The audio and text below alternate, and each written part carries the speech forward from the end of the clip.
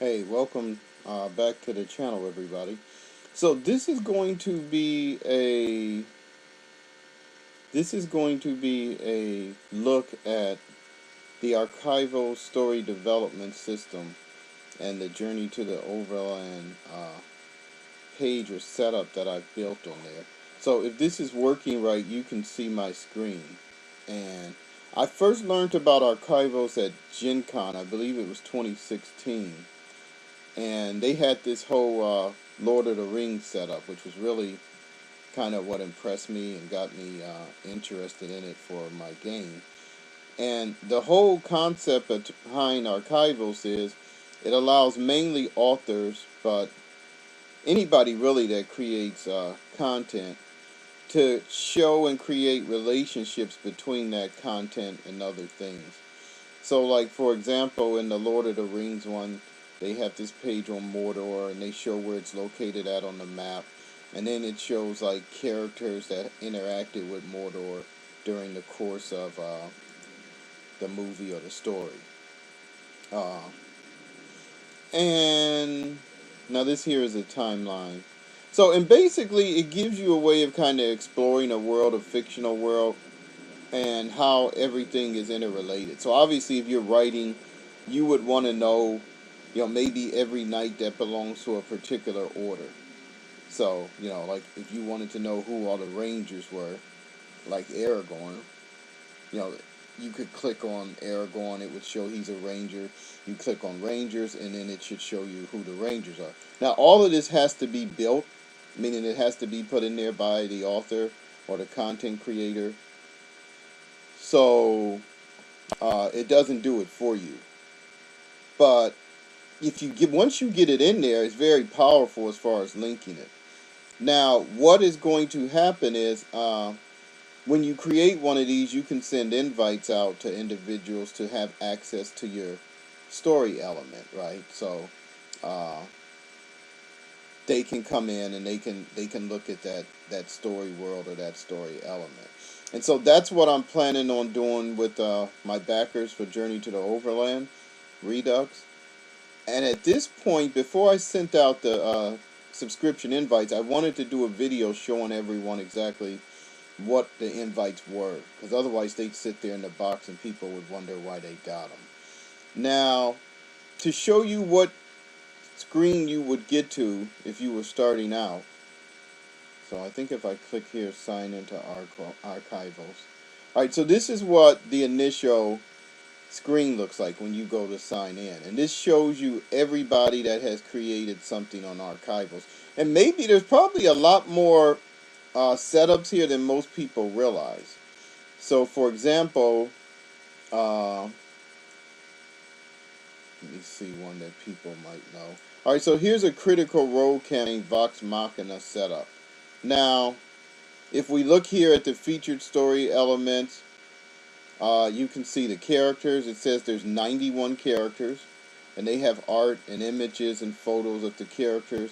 They have 9 regions or locations in the game: Taldori, Stilben, Singorn, Zephyra, Craghammer, West Run, Whitestone, Emon. There's 60 events.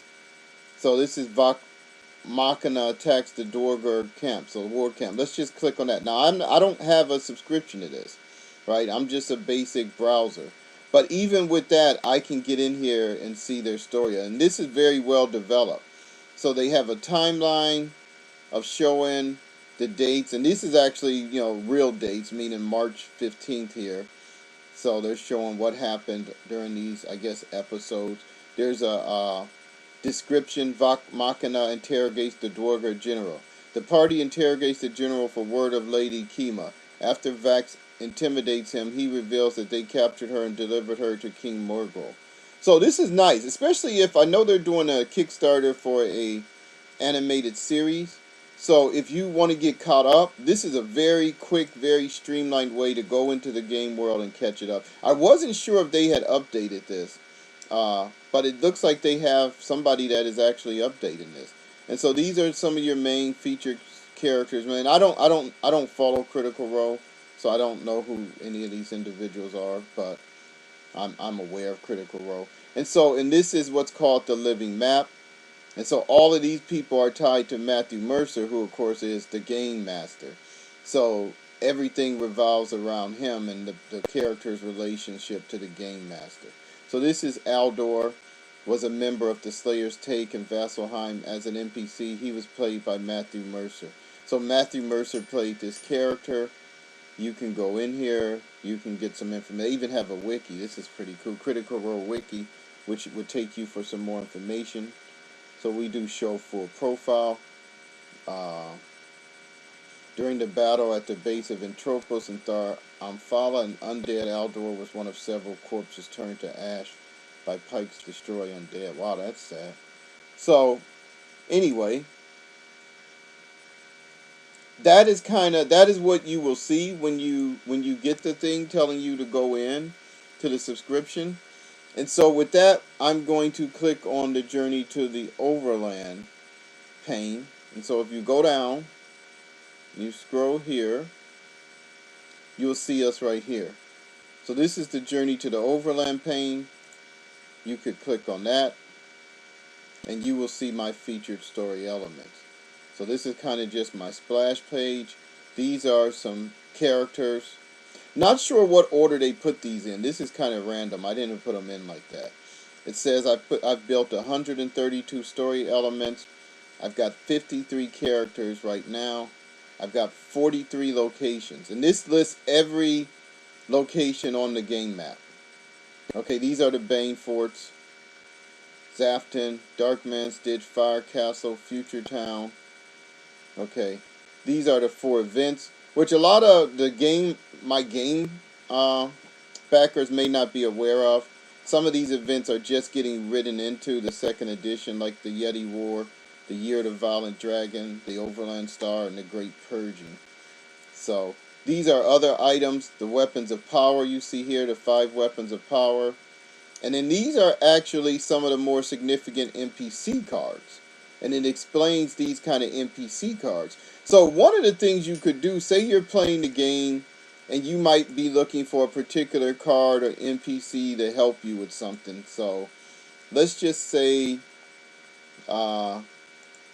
you want to know what this Night Star does. Okay, and you click on that and say, is that something I could use, this Night Star. And it says here that it's a talisman worn by the Pathfinder, right? And then in the center here is the Pathfinder. You see the Pathfinder's sword, which is connected to him, and then Lord Aaronroth, which is who the Pathfinder kind of serves as the King of the Elves. Lord Aaronroth is the King of the Elves. But if you click on Pathfinder, you will see his full bio. He's an elite elven warrior of Elf Mountain. Not a lot of history in here yet. I kind of just built everything and put descriptions in.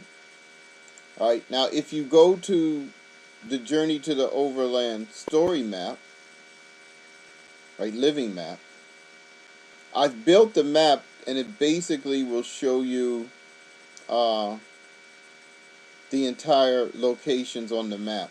So now this is the actual map in the game, and if you scroll over here, this brings up the locations as you would travel along the map in the game. Now this is the living map here. That's the, I think, called the story web or story map. Let me see if I can get the full map up. Let's see here. Okay, so this is like the full, what they call the story web. So at the center, obviously, for my world is the world itself, the Overland.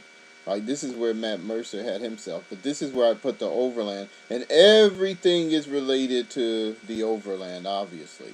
But if you click on any one of these links, you can kind of start to see different relations. So this here is Prince Argyle, who featured in one of the Journey to the Overland episodes. That's an image of him. This is the Wizard Mordecai. This is Elf Mountain. The Overland Arena.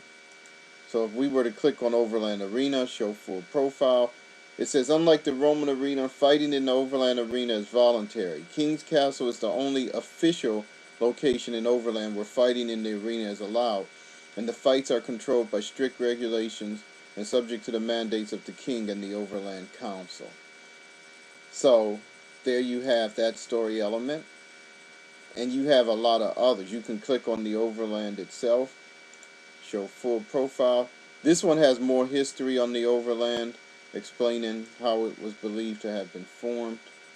Uh, this kind of is points on the map. Now, I'm not sure, but I believe once you actually get the subscription, you can actually create a point on the map. Say you decide to, you buy a hex, right? And say you get a hex, let's just say this hex here, which I think is 1513. Say you locate a tavern in hex 1513. Well, what you should be able to do is add a story element to 1513. Now, if you can't do it yourself, what I may do is maybe come up with a way that you can forward them to me, or maybe an individual that I'll designate later, and then we'll add your story element so that eventually, as people play the game, you know, if you have a tavern here that you know about, or you own land there, or say you have a place here that you bought or set up, maybe we will make that available to other characters. Okay? So say, for example, let's see if I can get this a little bit bigger. Now, this is 500%. Let's just say you buy this hex and you build a tavern here and you create a little sheet with everything that's available for sale at your tavern. Right? And let's say another character that's also on Archivos is traveling. He pulls up the map and he sees that there's a tavern here that you built. Right? And then say in the description of your tavern you have your prices. Right? And let's say he goes in, he purchases these items. He could then email you, right, and say, look, I visited your tavern. Here's what I purchased. Here's how much gold you have.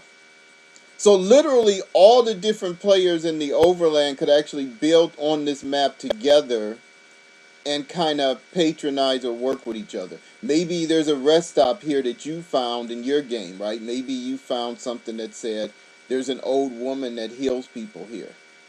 Well, we could create an element like this saying, you know, such and such's hut, you can get healing there. And say another character's down here and he says, look, I can't make it to any of these towns. I need to find somewhere now where I can get healed.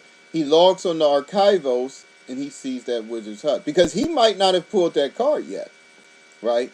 So there's a lot of interesting ways, you know, if people want to use it that way, that you can combine your story elements, right? And many stories can become one, right? Which is kind of the one thing I would really hope and like to see. Now, in addition, what I will tell you is I am still building it.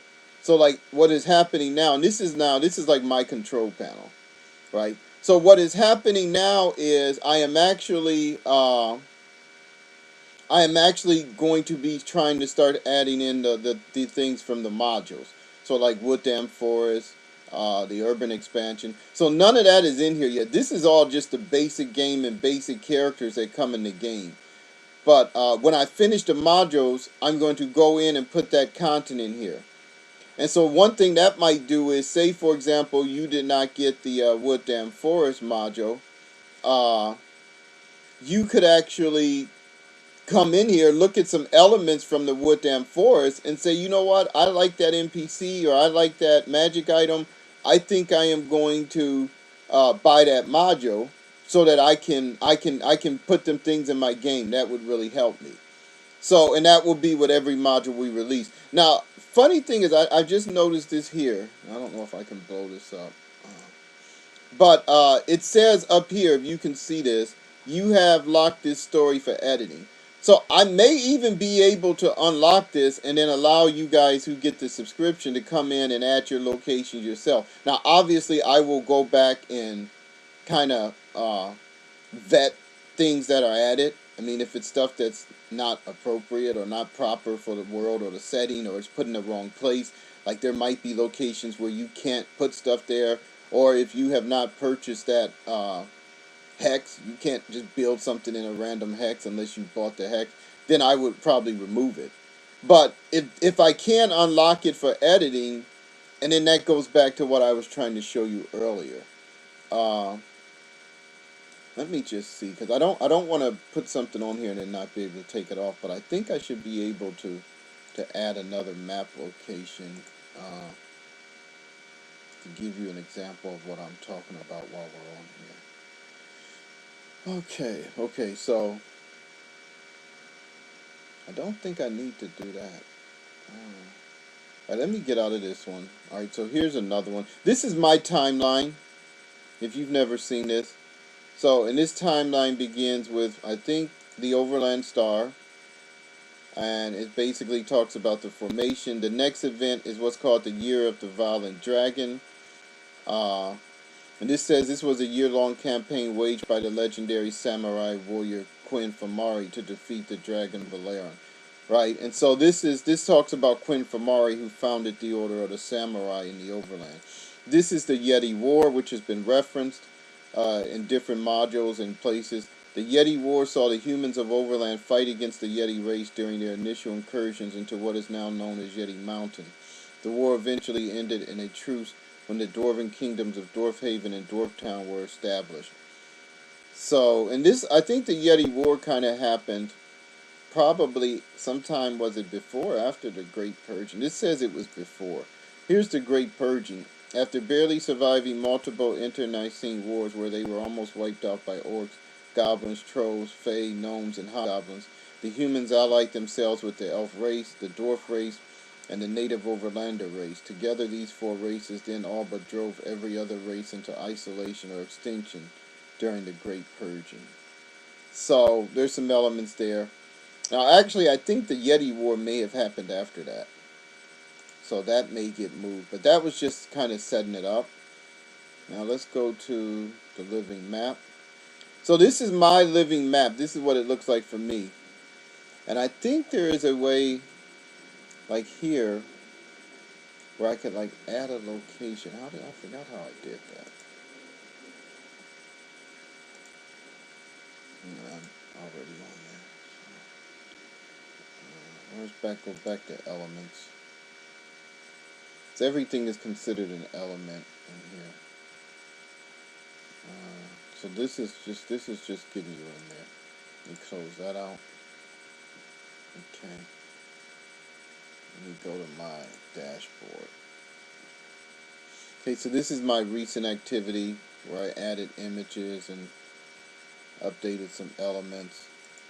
So I go into my story, which is Journey to the Overland. And so I get the story preview. So where's my map at? They've redone this several times, so sometimes I'm forgetting how I do this. Let's enlarge this. So if I wanted to create a location on this map, let's see what this says. Details. That's not anything that I'm looking for. I had just had this. Let me see. Manage elements. That's not what I want either. This is I could create the element here, but it wouldn't show up on the map if I put it here, which would just be new. There's one which I think says specifically where you add a new element to the map. And you would not have to worry about this, so I don't want you feeling like this is real difficult, because this is kind of the back end stuff that I'm showing you, where I basically built it. Oh, let's see. So we have that living map. So we have the living map there. Manage elements, add an element. Let's see what add element does. So You can pick what type of element you're adding.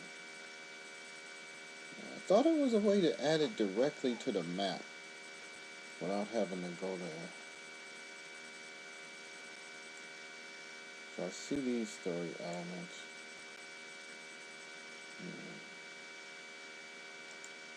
Let's blow up this map here. Let's blow this up. So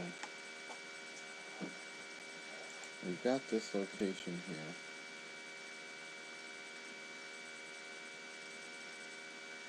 For some reason, I cannot remember which one of these adds it directly to the map. I mean, I could create this element here as a location. Let's just do this from now. Let's just say Jabba's hut. Okay. And we'll create this location. So now you see where it says Jabba's hut, story web, hide this element. We're not going to do any of that. Relationship. Okay, so let's just say we would put hut where characters may purchase rare herbs.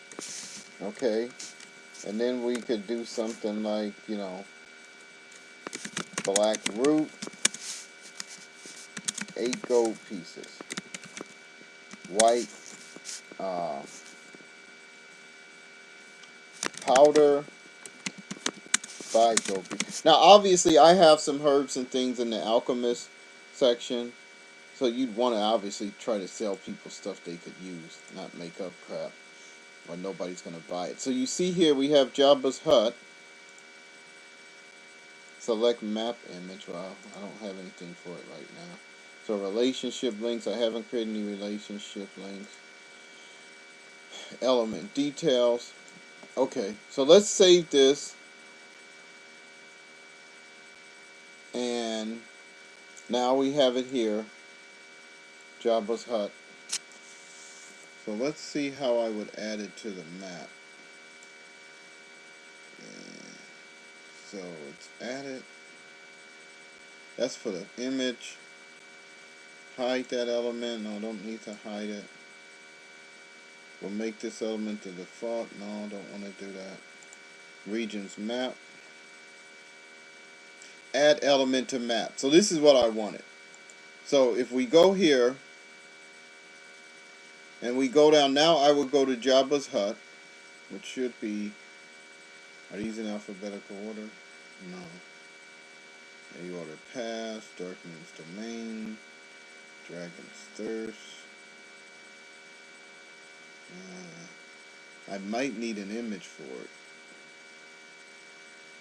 because it should be in here. I just created it. Overland Star, Aces. Oh, these are the ones that's already on there. Let me see if I do this.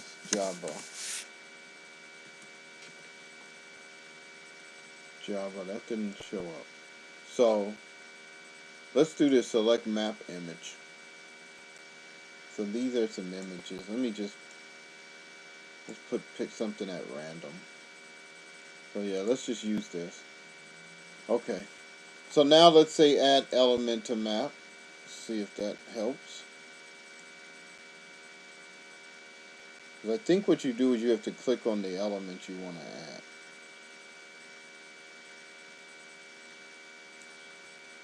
And it's not showing up. So let's save this draft. Okay, now let's do add element to map. Okay. Fested Mountains, Oracle Line, Ozzy Blah, World Map, Frozen Ale, Dragon's Thirst.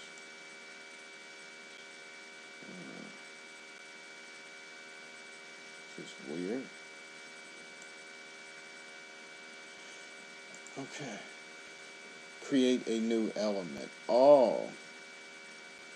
So this is if I want to create a new element. Well, let's just do that. We're just fooling around. So let's put Jabba's hut, right? Say it's a location we create. Oh, it even tells me one already exists, so I put no. Well, if it already exists, where's it at? So let's close this out again. So if we hit region map, add element to map.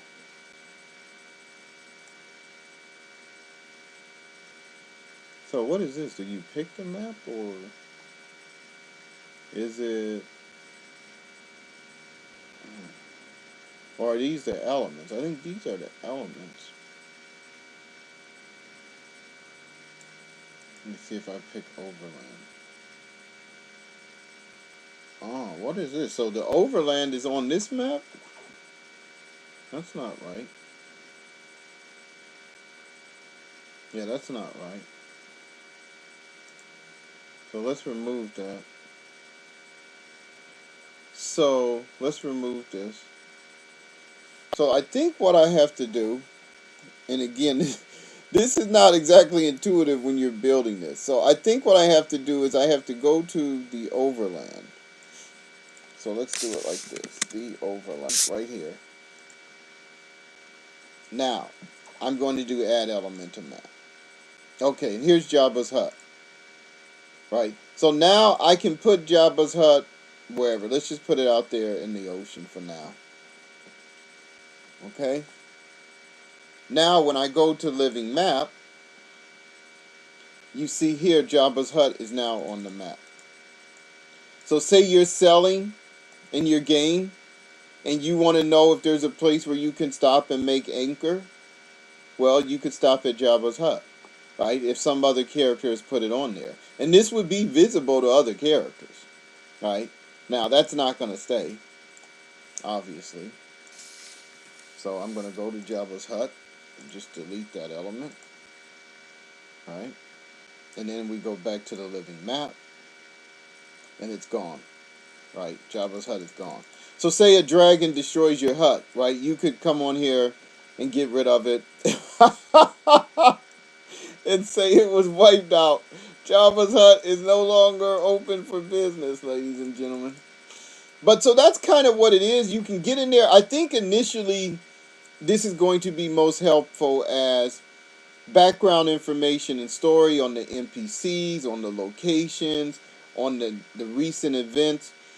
And obviously you would, you'd be able to see what's been added or new since you last visited. But you could probably spend just some time getting in here, like Lord Nestleton. If you wanted to know who Lord Nestleton was when you pulled his game card, if you get his full profile here, it says the uncle of King Overlord. He lost his estate gambling and then took up home in the Woodham Forest, along with his previous retainers, where he now leads a troop of bandits who steal from the rich and give to the poor, allegedly. so, so that gives you information on Lord Nelson, because I couldn't fit all that on the card. And eventually, I may actually use this to put the card information on. I've had a lot of people, especially people with poor sight, and I'm probably a lot more sympathetic to them now than I used to be. Uh, people would always say, hey, the print on the cards is too small, I can't read it. And I was always thinking, well, I don't want to sacrifice information for big old print, because then it takes away from the depth of the game. But I recently had a problem with one of my corneas, and I basically did not have no sight in that eye for a while. Uh, and yeah, I developed a lot more empathy for people who have problem reading small text. So one of the things I'm actually probably going to do little by little is with each of the NPC cards, I hope to eventually put the text on the cards in Archivos. So basically, if you pull, a card, you can come to Archivos if you can't read the text, and you will be able to see it. Now, what I may actually do is actually add some things too, right? So only people who come into Archivos might see that about the card, and it wouldn't be anything that would affect the game, in the sense that I'm gonna add something that you might need for the gameplay. But maybe, for example, if we pull, let me just find a random NPC here, because most of these are all locations and heroes and stuff. So I'm trying to, let me move it. Sometimes when you click on one, it moves it. Alright. Mordecai. No, everybody knows Mordecai. Yeti Mountain. Everybody knows him. Mm. Let's see. Do I have any more like Lord Nestleton? Alright, let's see. Type. We're going to limit this to persons. So that makes it a lot smaller. Okay, so let's find a person that is a NPC in this game. Because all of the, I didn't put every card. The Virgin Queen, she's one of the NPCs. So what I could do is, I could put her whole text in here with her stats and everything. Nice big text. You can read it on your computer. You know, you can blow it up however you blow up your screen. But then there may be little additional information that would only be available in Archivos. So say, for example, there might be something saying, hey, if you spend the night with the Virgin Queen, you're entitled to free lodging, you know, in Future Town at her uncle's home, right? And that would just be in here. It would not be necessary for the game. It would not be on the game encounter card. But if you have access to Archivos, you could do that, right? Because you have more information at your hand, kind of the whole news and information. That's another thing we could do. I could maybe set up a weekly news and information through Archivos, right? So once a week, for example, I could create a separate element called news and information, maybe even a separate element called rumors, and those would be things that might be in effect for that week for anybody playing the game, right? And only the people with Archivos would know about it, but it might help you in your game, right? Maybe the costs have been reduced at a certain town, because like the event cards tell you what's going on in the Overland, like this is what's happening throughout the whole kingdom. But I could do a separate weekly events in each of the towns. So like I could create an element called, you know, events, right? And these would be events that would be taking place in that town that would be active while it was while that event was active. You know, and I could obviously delete them when they're no longer active. But again, it takes a game, especially a solo game like Journey to the Overland, and makes it much more interactive, right? The interactivity is almost, you know, almost limitless. Eventually, even some of the encounter cards from the modules and supplements, if you didn't get any, will show up in here, like the bounty hunter cards. So say, for example, you want to play the bounty hunter ruse. Well, all you have to do then is you would come in here, you could see the bounties that are available, and who the bounty people are and who they're wanted. I could even do new sightings, right? Because the bounty cards tell you this person was last sighted here. Well, I could actually put extra sightings in here, right? Or I could remove sightings. So you could, maybe I would create new bounties, but you only know about them through Archivos, right? You have to come into Archivos and find out who these new bounties are and where their sightings were.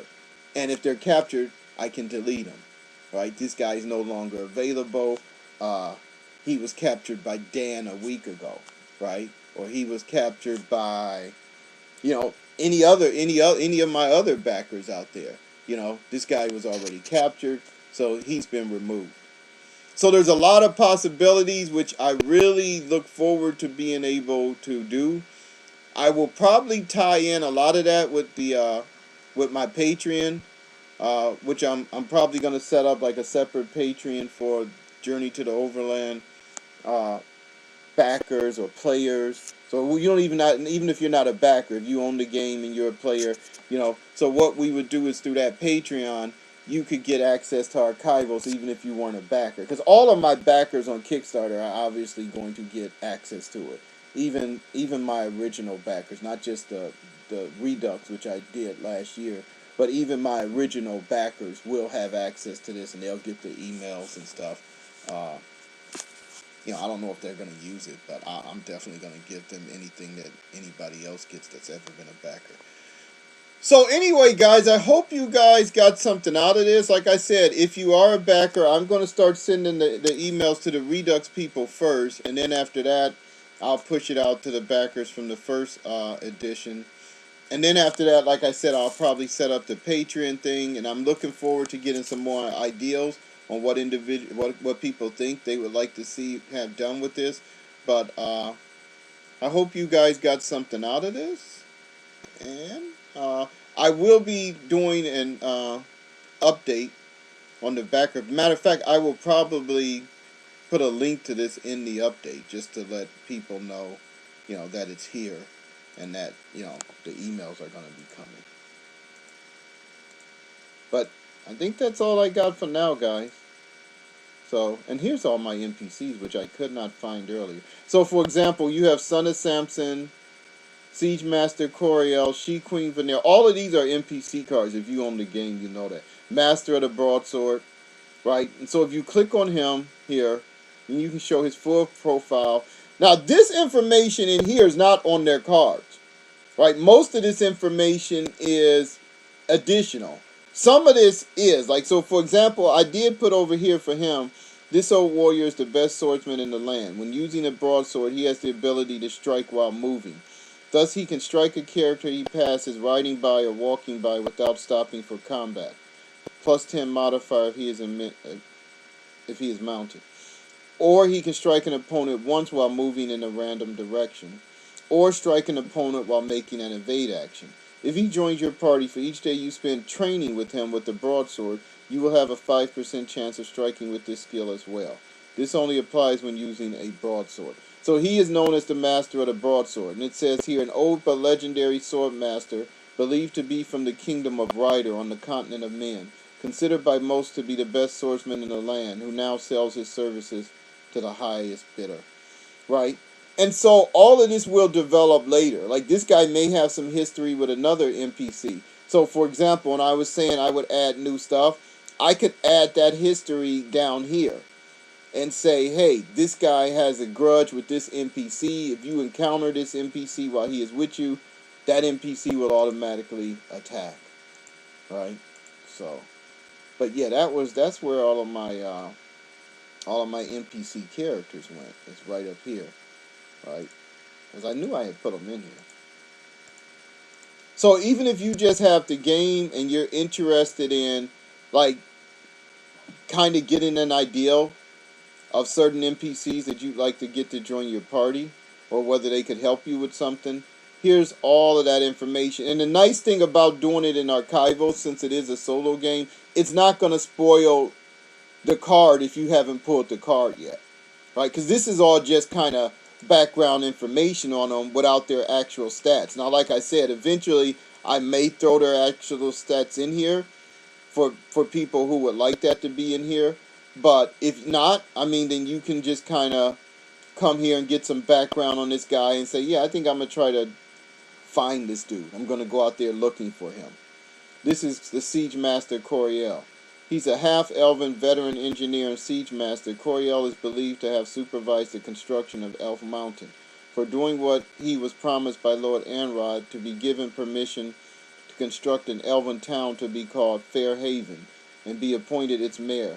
When Anrod changed his mind, Coriel became furious and started selling his services to the highest bidder, still hoping for the day he can lead a siege against his prized jewel, Elf Mountain. So this guy has a grudge because he wanted to build his own town called Fairhaven, which he was never able to do. Hey, maybe he will build the town and it'll get added to the map, as we were talking about earlier. Maybe you will help Coriel build Fairhaven and, put it on the map. And hope Lord Amrod doesn't destroy it. Okay, guys, I'm gonna go for real this time. All right, take care. God bless.